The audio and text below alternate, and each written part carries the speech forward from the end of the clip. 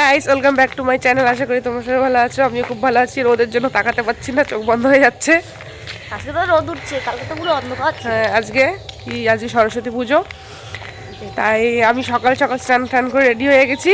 আর এরা এত লেট করে ঘুম থেকে উঠেছে, এখন পর্যন্ত এই সবে স্নান করে আসলো। সব লেটুস কোম্পানি ম্যানেজার, সব লেট করে উঠেছে। কতবার দেখেছি, 6টার থেকে ডাকছি, ওঠ, 6টা বেজে গেছে, ওঠ। এদের মানে ঘুমই ভাঙছে না, এত অলস। এটা আমার বান্ধবী মাসি, এই যে আমার বৌদি, উনি রেডি হচ্ছেন, জামা দিয়ে চুল বুঝতেছে। আর কি বলবো, ঘুম থেকে উঠবে আর হচ্ছে চুল শুকানোর জন্য আমার জামা নিচ্ছে। আমরা সবাই গিয়ে দেখি ঠাকুরমশাই চলে এসেছে, পুজোর জন্য সব গুছানো গাছানো শুরু করে দিয়েছে। তারপরে আমরা পুজো দেখলাম, অঞ্জলি দিলাম। ওম মাধব মাধব মাধব মাধব সবন্তি সদবা সর্বসর্বকার্যশুদ্ধ মাধব বুদ্ধপাতম সনন্দন সদ দুঃখবিনাশিনী সুখদাম। আমাদের সবার অঞ্জলি দেওয়া হয়ে যাওয়ার পরে মার কাছে একটু আশীর্বাদ চেয়ে নিলাম যে মা সব তাড়াতাড়ি সব তুমি ঠিকঠাক করে দাও, মা সবাইকে ভালো রেখো। আমাদের অঞ্জলি দেওয়া কমপ্লিট, আমরা উপর ভেঙে নিয়েছি। সকাল সকাল অঞ্জলি দেওয়া কমপ্লিট, ব্যাস আর কোনো চিন্তা নেই। এবার রেডি হবো, রেডি হয়ে ঘুরতে যাবো আমরা, চলো। তারপরে আমরা রেডি হয়ে বেরিয়ে পড়লাম। এই দেখো টোটোতে উঠে পড়েছি, আমি আর আমার বান্ধবী, মাসিও হয়। আমরা চলে এসেছি, দেখো রেডি ফেডি, দেখো সুন্দর লাগছে।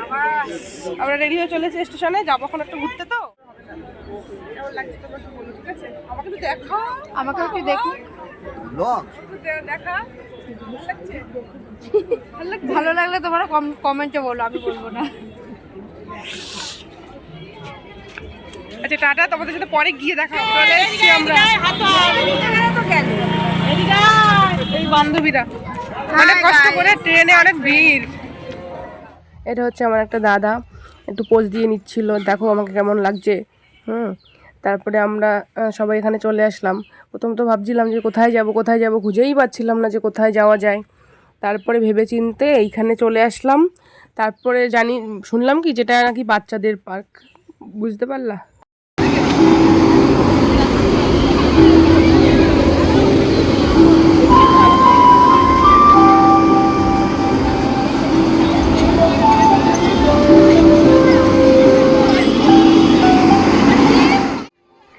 এইটা হচ্ছে টিকিট কাউন্টারে, এত ভিড় টিকিট কাউন্টারে, কি আর বলবো।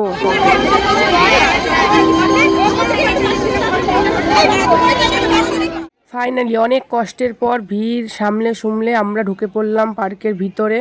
ঢুকে এই প্লেসটায় অনেকগুলো ফটো তুলে নিলাম, এত সুন্দর লাগছিল জায়গাটা।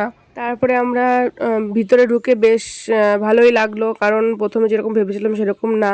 ঢুকে দেখি ভালোই, বাচ্চাদের পার্ক হচ্ছে তো কি হয়েছে, অনেক সুন্দরই ছিল পার্কটা। এই দেখো কত বড় বড় বাচ্চারা সব দোল খাচ্ছে। এই দেখো এই কাকুটা, ওই পেছনে আরেকটা কাকু রয়েছে, সব বড় বড় বাচ্চারা দোল খাচ্ছে। বাচ্চারা আজকে বাদই টোটালি, গিয়ে দেখি বাচ্চারা বাদে সবাই রয়েছে।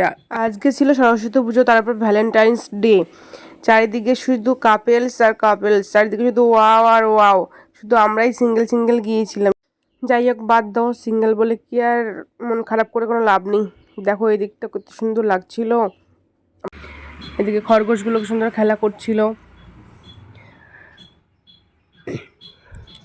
ওইদিকে গিয়ে আর একটা দেখো সুইমিং পুলের মতো রয়েছে। এগুলো তো আমরা জানতাম না যে এখানে এত সুন্দর সুন্দর রয়েছে। প্রথমে ভেবেছিলাম কি এসে ভুল করলাম না কি করলাম কে জানে। দেখো কি পুরো এই ঢেউ দেখে তো সমুদ্রের ফিলিং চলে আসছিল। আমার তো সমুদ্র খুব ভালো লাগে, তোমাদের কার কার ভালো লাগে কমেন্টে অবশ্যই জানিও। অঞ্জলি দিয়ে আমরা তো খেয়ে দিয়ে আসিনি। তারপরে এখানে দেখি কি খিচুড়ি প্রসাদ দিচ্ছে, তাই আমরা একটু খেয়ে নিলাম সবাই মিলে প্রসাদ টোসাদ। আমার দাদাটা আবার ভালো করে সুন্দর করে জুম করে ভিডিওটা করে দিল, ও কীরকমভাবে খাচ্ছিল, এত লজ্জা পাচ্ছিল ক্যামেরা অন করে খাচ্ছিল বলে মেয়েটা। যাই হোক, আমরা এখান থেকে খাওয়া দাওয়া কমপ্লিট করে, ঘোরাঠোরা কমপ্লিট করে তারপরে আমাদের হয়ে গেল। আমরা এখন বাড়িতে, এটা দাও আমাকে, তুমি আমি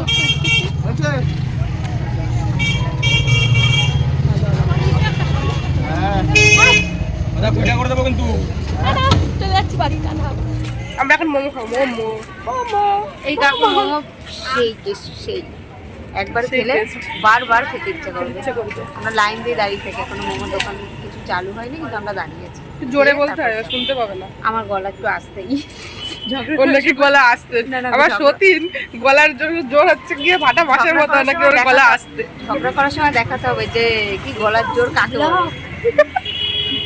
প্রায় আধা ঘন্টা মতো আমরা দাঁড়িয়েছিলাম ওখানে মোমো খাওয়ার জন্য, তাও আমাদের মোমো দিচ্ছিল না, তাই জন্য আমরা কান্নাকাটি করছিলাম। পরে আর ভিডিও করা হয়নি, তাই টাটা, পরের ব্লগে তোমার সাথে দেখা হবে, ভালো থেকো।